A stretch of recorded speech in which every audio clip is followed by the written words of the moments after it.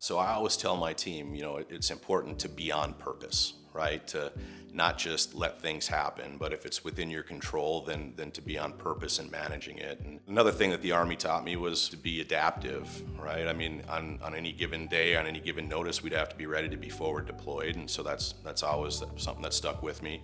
I think most importantly, though, what it's taught me is team. It's not about me accomplishing something or getting somebody else to accomplish something, but it's about how do we all come together to define and accomplish those goals that we've set forth. So.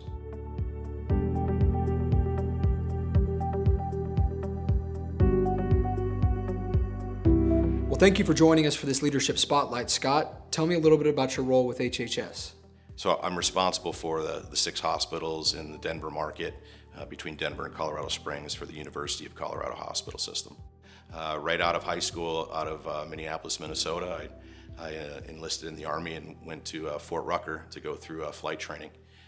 While I was there, I graduated in the top portion of my class and was offered a transition into attack helicopters, and I graciously accepted, and right out of flight school then went into the AH-64 Apache helicopter training course. And so graduated that just in time to get stationed over in Ansbach, Germany, and participate in the first Gulf War.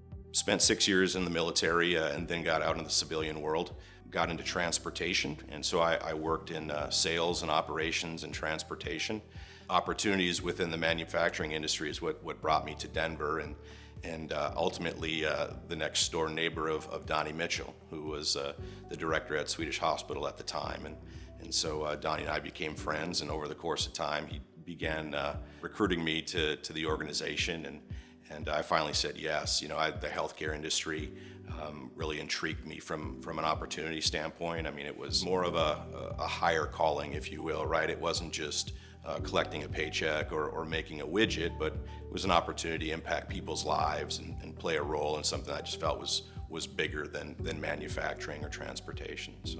Great. Well, thank you. First of all, thank you for your service.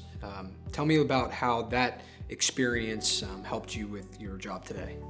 Yeah, I mean, directly to my job, I think first thing comes to mind is it taught me that leaders lead. If you're in charge, take charge.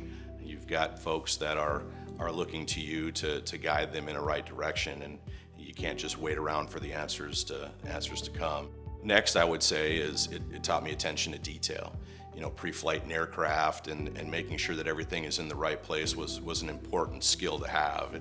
It kept you flying, it kept you safe, and so ultimately that allowed me to be able to see things that were out of place quickly, and that's served me well in my current role as I tour hospitals and have to assess and look for things that are potentially out of best practice.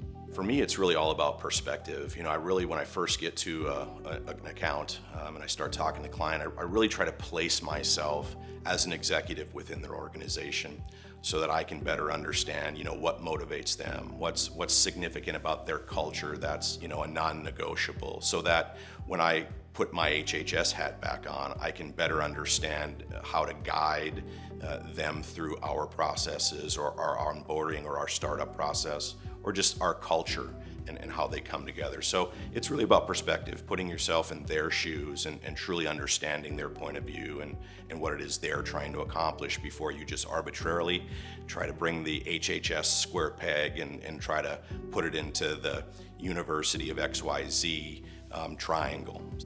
Well, thanks again, Scott, for joining us for this Leadership Spotlight, and also thank you for your service to this country and everything you do for HHS every day.